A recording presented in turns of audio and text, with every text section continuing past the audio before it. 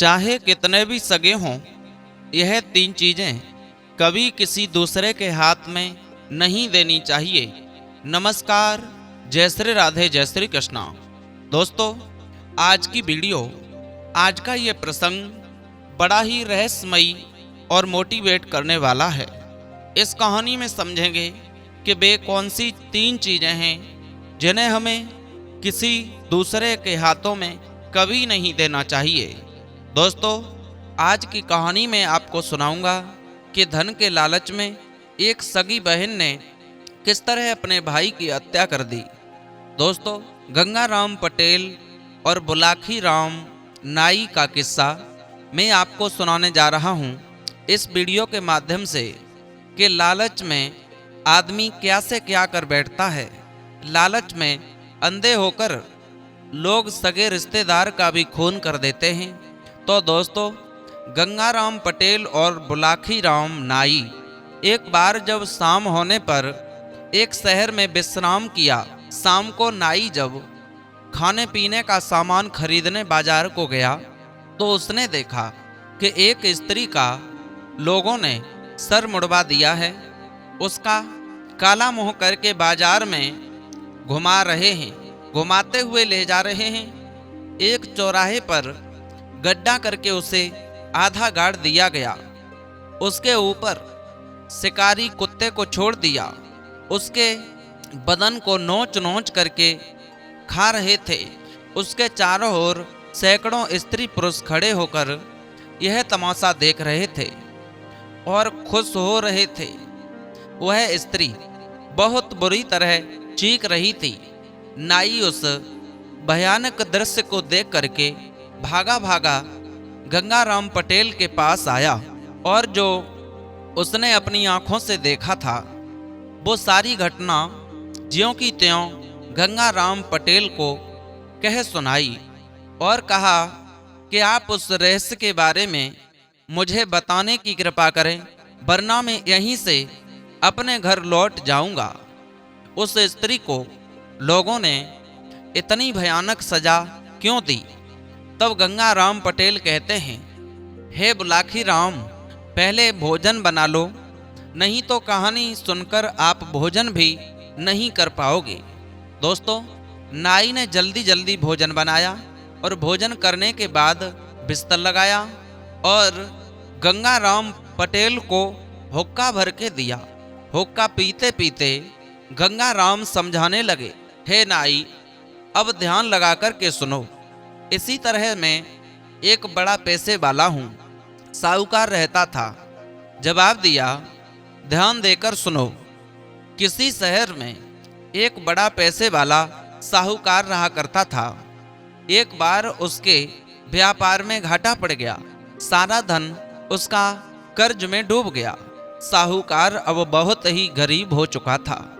कर्ज वाले उसे रात दिन घेरे खड़े रहते थे और कहते भी हैं कि जीवन के यह 6 कष्ट बड़े ही दुखदायी होते हैं, जिनके कारण मनुष्य बिना अग्नि के ही तिल तिल जलता रहता है। पहला, पत्नी से वियोग होना। दूसरा, अपनों के द्वारा अपमान मिलना। तीसरा, कर्ज को ना चुका पाना। चौथा, दुष्ट राजा की सेवा करना। पांचवा, दुष्ट पुरुषों के साथ व्यवहार रखना। छठवां, गरीबी लाचारी। गरीबी लाचारी आ जाने पर एक दिन साहूकार ने अपनी पत्नी, पतिव्रता पत्नी से कहा, प्रिय, समय के फेर ने हमें कंगाल बना दिया है।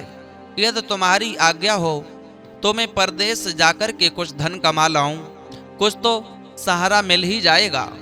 क्योंकि प्रिय, पहले हम बहुत अमीर हुआ करते थे, अब गरीब हो गए हैं। अगर यहाँ रहकर हम काम करेंगे तो मुझे बड़ी शर्म लगेगी। विद्वान लोग कहते हैं, देश में चोरी और परदेश में भीख मांगना बराबर होता है। दोस्तों, पति की बात सुनकर पत्नी ने उसे परदेश जाने की आज्ञा दे दी। साहूकार अपनी माँ और पत्नी से आज्ञा लेकर के परदेश को जाने लगा। दोस्तों, परदेश में रहकर उसने कुछ काम धंधा करके खूब धन कमा लिया। लाखों का धनमाल उसने एक पोटली में बांधकर और अपने घर के लिए लौटने लगा। रास्ते में उसकी बहन का शहर पड़ता था। उसने सोचा कि वह शाम होने वाली है, इतना पैसा लेकर के आगे जाना ठीक नहीं रहेगा, क्यों ना आज की रात बहन के घर पर ही गुजार लेते हैं। दोस्तों, यही सोचकर वो उस दिन बहन के घर पर ठहर गया। बहन भी अपने भैया को अपने घर आया देख करके बहुत खुश हुई, प्रसन्न हुई। उसने धन की वो पोटली अपनी बहन को रखने के लिए दे दी, जिसमें सोने चांदी की मोहर बधी हुई थी। उसने धन की पोटली ले जाकर घर में रख दी। उसके बाद अपने भाई को भोजन करवाया। भोजन करने के बाद साहूकार को नींद आ गई। इधर उसकी बहन ने जब उस धन की पोटली को खोल करके देखा तो सोने चांदी हीरे जवाहरात से भरी हुई पोटली को देखकर उसकी आंखें खुली की खुली रह गईं। वो रात में अपने पति के पास पहुंची और उसे जगाकर बोली, अजी सुनते हो, तुम गहरी नींद में सो रहे हो, तुम्हें कुछ पता नहीं है, मेरा भैया परदेश से बहुत दौलत कमा करके लाया है, अभी वह गहरी नींद में सो रहा है, चलो चलकर उसे मार डालते हैं, फिर वह सारा धन हमारा हो जाएगा, हम माला माल हो जाएंगे।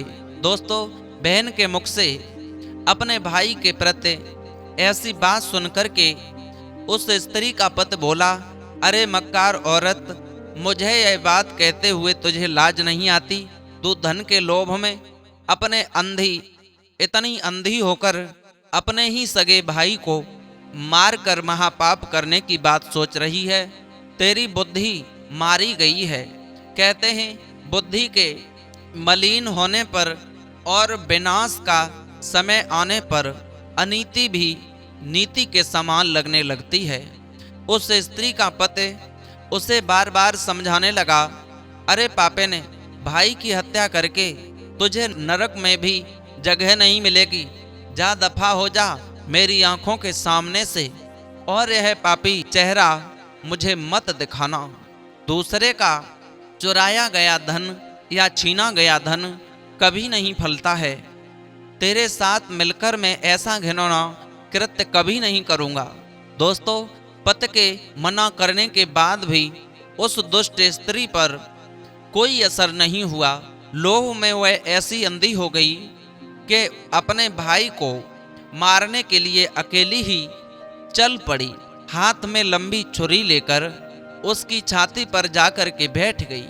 तभी साहूकार की आंख खुलती है और वो हाथ में छुरी पकड़े अपनी छाती पर अपनी बहन को बैठा हुआ देखता है तो उसका विकराल रूप देखकर वो गिड़गिड़ाने लगा, अरे बहन, तू मुझे क्यों मारना चाहती है?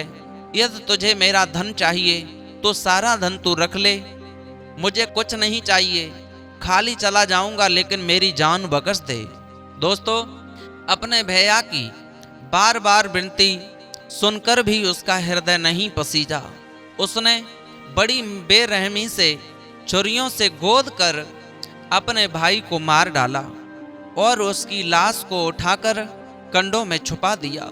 दोस्तों, भाई को मारकर वह खुश होती हुई अपने पति के पास पहुंचती है और बोली, हे प्राणनाथ, देखो मेरी हिम्मत को, मैंने अकेले ही भाई का खून कर दिया। अब हमें लाखों का माल मिल गया, कई वर्षों तक हमें कमाने की कोई जरूरत नहीं पड़ेगी। मैंने उसे मारकर उसे कंडों में छुपा दिया है। अब तुम मेहरबानी करके उसकी लाश को कहीं ले जाकर ठिकाने लगवा दो, वरना पुलिस को पता चल गया तो वो जेल में डाल देंगी। दोस्तों, अपनी पत्नी के मुख से उसके भाई की हत्या की बात सुनकर उस आदमी के पैरों के नीचे जमीन खिसक गई। वह आदमी क्रोध से पागल हो उठा, डंडा लेकर के अपनी स्त्री पर टूट पड़ा और रात में ही उसे बुरी तरह पीटने लगा। पति के हाथों मार खाकर वह स्त्री रात ही डकराने लगी। उसी समय नगर का दरोगा गश्त लगाता हुआ वहीं आ पहुंचा तो एक स्त्री के रोने चिल्लाने की आवाज सुनकर वह घर में घुसा चला गया। दरोगा ने उस आदमी से डांटते हुए पूछा, क्यों रे हरामी, तू इस स्त्री को इतनी रात में क्यों पीट रहा है? तब वह आदमी कहता है, साहब मैं अपनी हत्यारिन पत्नी को पीट रहा हूँ। इस पापन ने धन के लालच में अपने ही सगे भाई का कत्ल कर दिया है और उसकी लाश को कंडों में छुपा दिया है। इसी कारण मैं इसे मार रहा हूँ, पीट रहा हूँ। वो स्त्री एकदम से बोल पड़ी, साहब मेरे आदमी झूठी कह रहा है। मेरे भाई की हत्या मेरे पति ने ही की है। धन के लालच में इसने मेरे भाई को मार डाला। दोस्तों, कहा उसने, जब मैंने राजा से इसकी शिकायत करने की बात कही तो यह मुझे रात में ही डंडों से पीट रहा है। उन दोनों की बात सुनकर दरोगा उन्हें पकड़कर कोतवाली में ले गया। दूसरे दिन उन्हें राजा के सामने पेश किया गया। राजा ने उन दोनों की बातें सुनी तो राजा इस निष्कर्ष पर पहुंचा कि एक बहन अपने भाई की हत्या नहीं कर सकती। जरूर इसके भाई को इसके पति ने ही मारा होगा।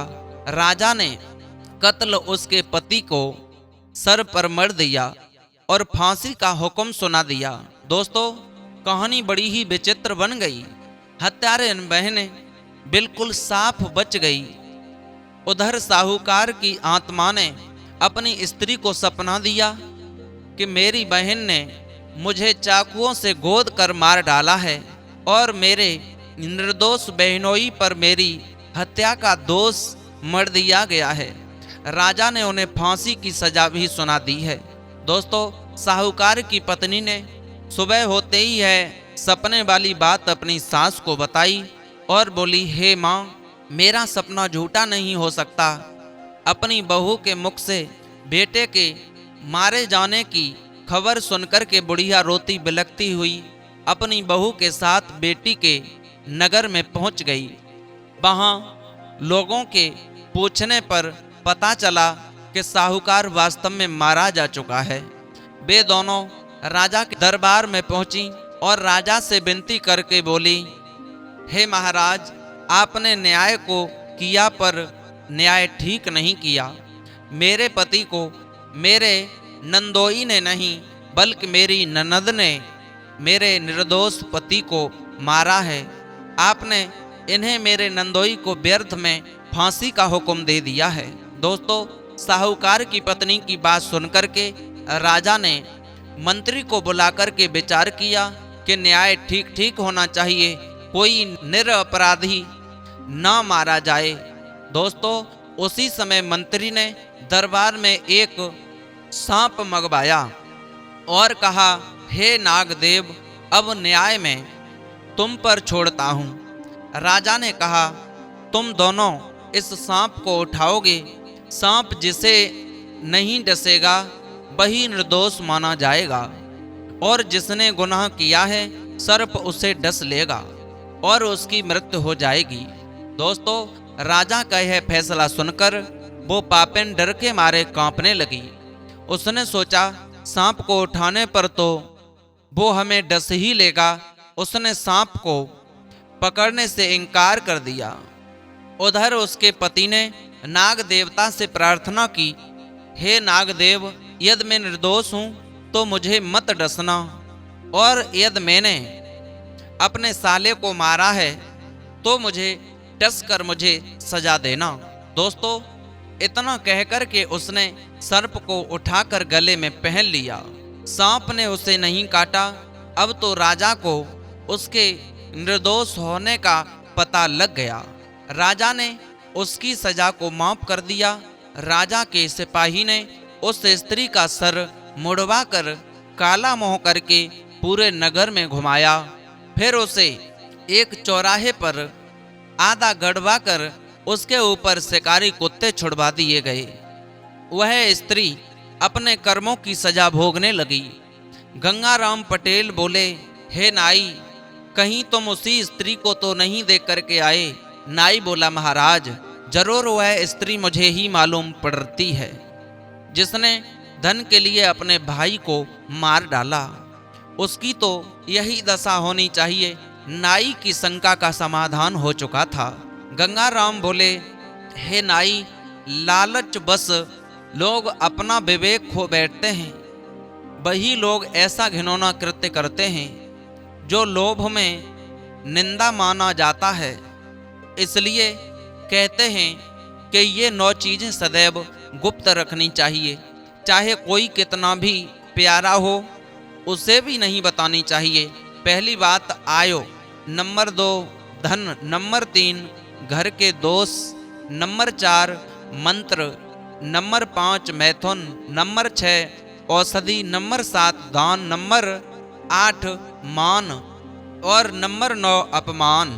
और यह 3 चीजें कभी दूसरे के हाथ में नहीं देनी चाहिए, चाहे कोई कितना भी सगा क्यों ना हो। नंबर 1 जवान, नंबर 2 धन, नंबर 3 पुस्तक। यदि इन 3 चीजों को किसी को रखने के लिए दोगे तो पुनः वापस मांगने पर वो आपको वापस लौटाए या न लौटाए, ये कोई निश्चित नहीं है। दोस्तों, सामने वाले की नीयत बिगड़ भी सकती है, इसलिए हमेशा सावधान रहिए। दोस्तों, आप समझ गए होंगे इस कहानी के माध्यम से कि वे 3 चीज कौन सी हैं जो हमें कभी किसी को नहीं देनी चाहिए। उम्मीद है आपको ये वीडियो पसंद आई होगी। यदि अच्छी लगी तो चैनल सब्सक्राइब करें, लाइक शेयर कमेंट करना न भूलें। फिर मिलते हैं ऐसे ही नए इंटरेस्टिंग टॉपिक के साथ, मोटिवेट करने वाली कहानी के साथ। तब तक के लिए सभी भक्तों को जय श्री राधे, जय श्री कृष्णा, जय हिंद, जय शिव।